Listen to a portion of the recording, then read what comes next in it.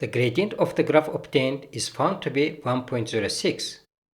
If the speed of sound in air is 340 meters per second, calculate the magnitude of the velocity at which the learner approached the source.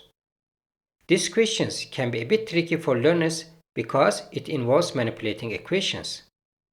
The first paragraph provides some information about the graph's gradient. The gradient of the graph is found by dividing the change in the y-axis by the change in the x-axis. Since the graph passes through the origin, we can say that the change in y-axis is equal to the listener's frequency, and the change in the x-axis is equal to the frequency of the source. So, the gradient of the graph is just the ratio of the listener's frequency to the source's frequency, and it is given as 1.06. To find the learner's speed, we can use the Doppler effect formula.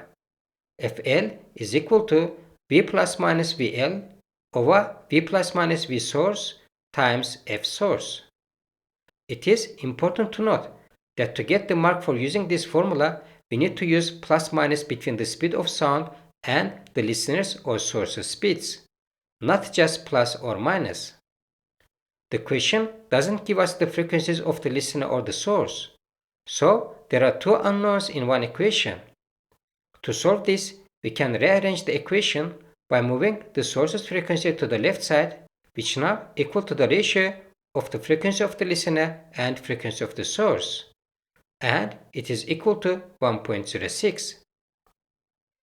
Given that the speed of sound is 340 meters per second and the source is stationary, which means its speed is 0, the value 1.06 is greater than 1. This means that numerator of the fraction is greater than its denominator. To achieve this, the listener speed needs to be added to the speed of the sound. So, we replace plus minus between the speed of sound and listener speed with plus only. Next, division by 340 on the right side of the equation becomes multiplying by 340 on the left side. When we calculate 1.06 times 340, we get 360.4. The learner speed is the difference between 360.4 and 340, which is 20.4 meters per second. Mark allocation for this question is as follows: 1 mark for using the Doppler effect formula, 2 marks for correctly recognizing that the ratio of Fl and Fs is 1.06, 1 mark for correctly substituting the values for the speed of sound and speed of the source, and the last mark is for the correct answer.